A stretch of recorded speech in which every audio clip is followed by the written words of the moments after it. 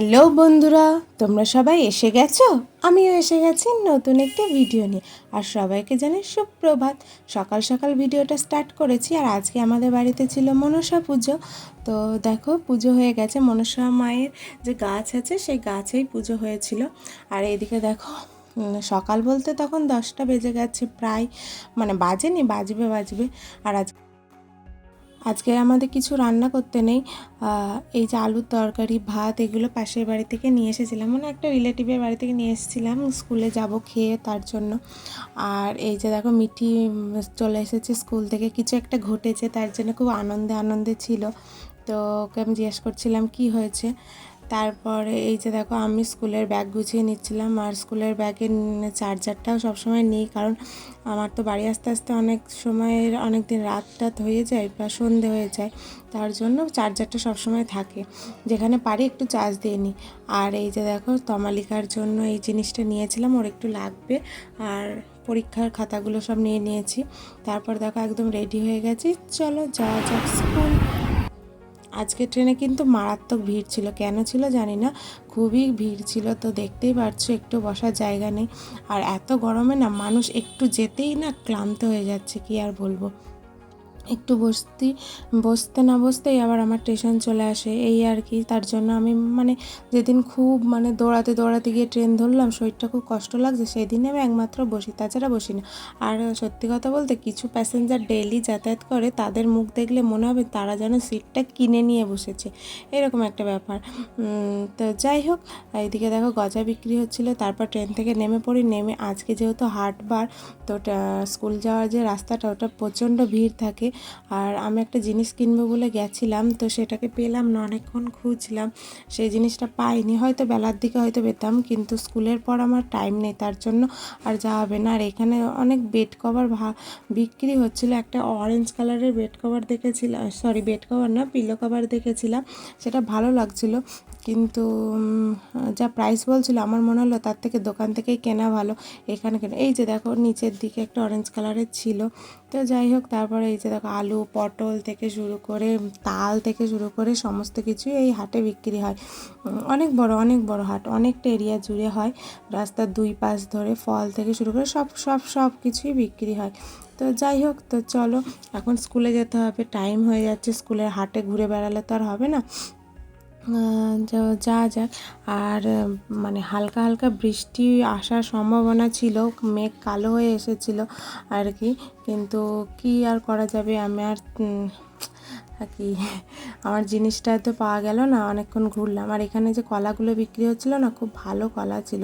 এবার কলাগুলো নিয়ে গিয়ে ব্যাগে রাখলে অনেক সময় নষ্ট হয়ে যাবে, কালো হয়ে যাবে, তার জন্য আর কিনতে পারিনি। ভেবেছিলাম বাড়ি যাওয়ার সময় কিনবো, কিন্তু বাড়ি যাওয়ার সময় আমার আর সময় হয়নি। আর তখন এত ভালো কলা আশা করি থাকবে না, এটাই ভেবেছিলাম, তো তার জন্য আর যাওয়া হয়নি। এখানে জামা কাপড়ও টুকটাক বিক্রি হচ্ছিলো। আর এইদিকে দেখো, এই টাইমটাতেই আবার তমালিকা ফোন করেছিল আমাকে যে তুমি কোথায়, তাড়াতাড়ি আসো।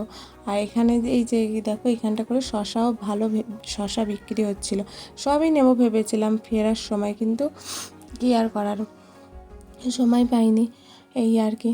তো চলো, আমাদের হাটটা আমাদের না, ওখানকার হাটটা কেমন লাগলো অবশ্যই জানাবে। খুব ভালো করে দেখাতে পারিনি, যেটুকু পেরেছি তোমাদের সাথে শেয়ার করলাম।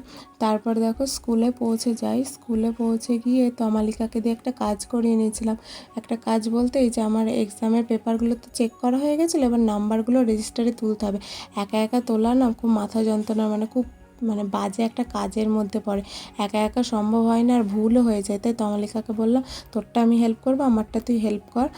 আর ও তো জানো সবসময় হেল্প করে, আমি যা হেল্প না করি তার থেকে 3 গুণ হারে ও আমাকে বেশি হেল্প করে।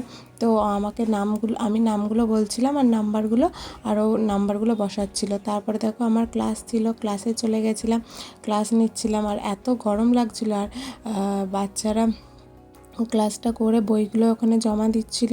আর ওদের ছিল টেবিল, তো টেবিলগুলোকে মুখোমুখি জিজ্ঞাসা করছিলাম যে কে পারে কি না পারে। আর টেবিলগুলো ডেলি যদি স্কুলে ধরা হয় না, ওদের এমনি মুখস্থ হয়ে যাবে, নামটা জিনিসটা ডেলি জিজ্ঞাসা করা ভালো। 42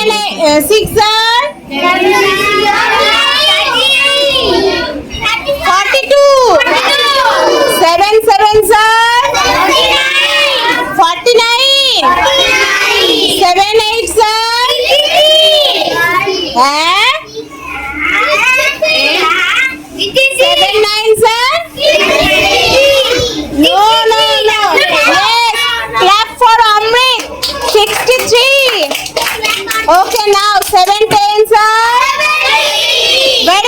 Now table of 8. Okay. Start. 8 ones are 8 twos are 8 threes are 8 fours are. Very good, Namrata. 8 fives are 8 fives are 8 fives are.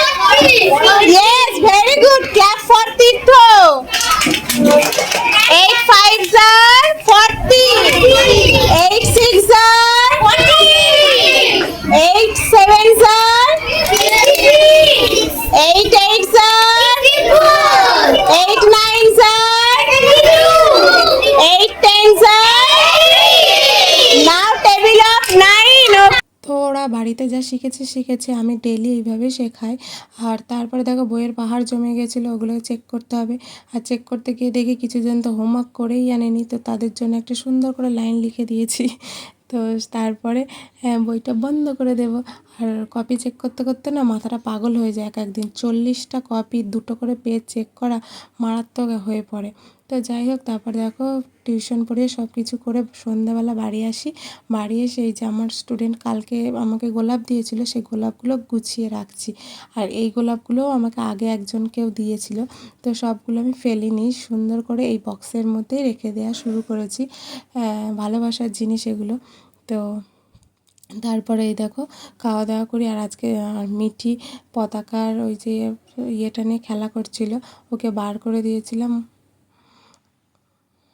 আর আজকে একটু লাইভে এসেছিলাম। লাইভে আসতে বলতে টিউশন পড়ানো ছিল, ওর এক্সাম ছিল, তো ওকে পড়াতে যাওয়ার আধ ঘন্টা লাইভ করে তারপর লাইভটা অনই রেখে দিয়েছিলাম। তারপরে দেখো আজকে তো বললাম আমাদের রান্না নেই, তার রুটি টুটি কিছুই হবে না, তার জন্য চপ মুড়ি আর মিষ্টি আজকে রাতের খাবার। তো চলো টাটা।